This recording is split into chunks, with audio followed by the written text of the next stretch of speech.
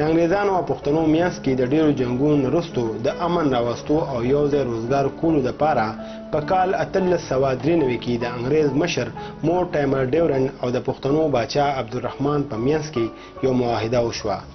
او د ډیورن کرښې نه تر منګلي پورې علاقه یې د انګریز حکومت سره په 80 لک روپۍ کال اجاره کړه. دا علاقه د انګریز حکومت د شمال او مغرب سرحد و نو دوی ته انګریزانو NWFP نوم ورکړو. انګریز د دلته نه لاړو هندوستان دوه ټوټې شو او دا علاقه د پاکستان په برخه کې راغله. د پاکستان د جوړېدو نه وروستو د باچا خان او نورو پښتنو مشرانو د حکومت نه غوښتنه وه چې زموږ نه دې دا پردی نوم لرې کړی شي او خپل زوړ نوم پښتونخوا دې راکړی شي. د کال 1940 نه تر کال 2010 پورې پښتنو مشرانو د خپل نوم لپاره منډې ووهلې او د پښتونخوا د اسامبلۍ نه څو وارې د دې نوم د بل پاس کولو باوجود مرکزي حکومت نوم ورکولو ته تیار نه و. په کال 2010 کې د پاکستان آئین کې د بدلون راوستلو وخت د نورو ترمیمونو سره د پښتونخوا نوم هم د عوامي نهضت پارټۍ له اړخه په دې بل کې شامل شو او د مرکزي اسامبلۍ نه د پاس کېدو نه وروستو سرکاري طور د NWFP نوم لرې کړی شو او د حکومت کتابونو کې دا تاریخي نوم ولیکلی شو او دا بېنومه پښتانه د خپل نوم مالکان شول. هر کال په پاکستان کې د عوامي نهضت پارټۍ له طرفه د جشن پښتونخوا په نوم دا ورځ لمانځل شي. تیره هفته په متحده عرب امارات دوبۍ کې د عوامي نهضت پارټۍ د سوري د لاندې د جشن پښتونخوا منځلو تابع شوې وه چې پکې ګڼ شمېر پښتنو ګډون کړی و. غونډې ته د عوامي نهضت پارټۍ د متحده عرب امارات صدر عبدالله خان په خپلو خبرو کې وویل چې دا جشن به همدغسې هر کال منځلي شي. په ټنګ ټکور ښایسته پروګرام کې قامي سندرې وویلې شوې او ځوانانو پکې د خوشحالۍ نه اتڼونه واچول. پروګرام ته راغلي پښتنو پاسون ټلویزیون ته وویل ډېره مننه وروره، ډېره مننه او مینه او ستاسو د ټولو ډېر مشکور یم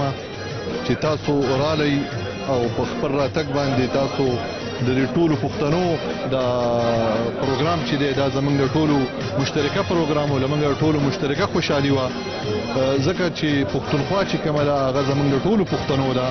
نو زه ستاسو ډېر مشکور یم، د ټولو پښتنو مشکور یم چې په دې باندې تاسو په خپل راتګ باندې دې پروګرام ته ښایست وروبخو. موږ وخت په وخت باندې دا کوشش کړی دی چې زموږ کوم پښتانه ورونه دي هغوی چې په متحده عرب امارات کې مشته دي چې موږ داسې کله ناکله د مسافرۍ په دې سختو ژوندو کې او په ورځو شپو کې دوی ته داسې مقامونه را جوړ کړو چې په هغوی کې هغوی د خپلې خفګانونه هیر کړي او خوشحاله شي. جی لا اول خو تاسو مانه تاسو کو جی تاسو ډېر زیات مشکور یم. د جشن پښتونخوا په حواله سره چې کوم پروګرام مونږ کړی دی دا خو تاسو ته پته ده ظاهر دی چې مطلب په تیر شوي د عوامي نهضت پارټۍ په دور کې چونکې زمونږ منډیټ په قومي اسمبلۍ کې واقعي چې کم و خو د هغې باوجود زموږ مشرانو چې دی نو هغه پښتونخوا نوم چې دی کوم واده چې کړې وه نو هغه بیا هم وګټلې. بسم الله الرحمن الرحیم. ډېره مننه. ما خو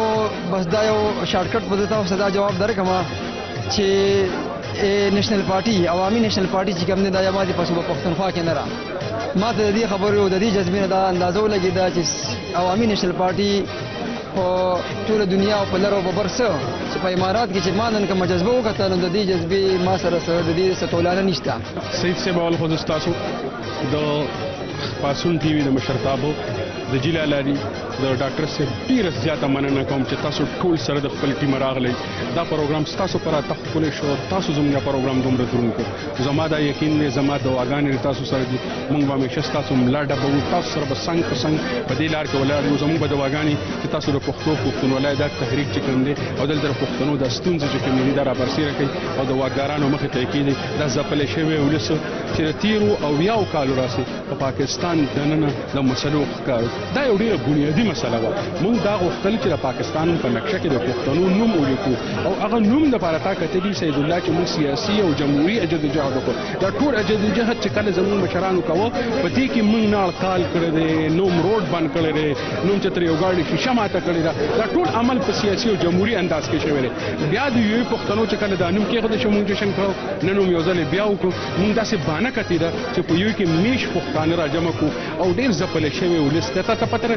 موږ چې را راجمع کیږي همیشه په غم پښتانه راجمع کیږي دا چې ډېرې کمې موقعې چې دا چې په سلونو خلک راجمع کي د خوشحالۍ په موقع باندې نو دا ډېره د خوشحالۍ خبره ده ډېره د اطمینان خبره ده زه د یو عوامي نېشنل پارټۍ خلکو ته مبارکي ورکوم چې دومره ښه منظم پروګرام یې وکړو او ستاسو مننه کوم خپل قام او ژبې سره مینه کول او قامي ګټو باندې خوشحالۍ منزل د پښتنو وینه کې ګډ دي کیمرامین اسد چودھری سره سید الله ترکه پاسون ټلویزیون دبئی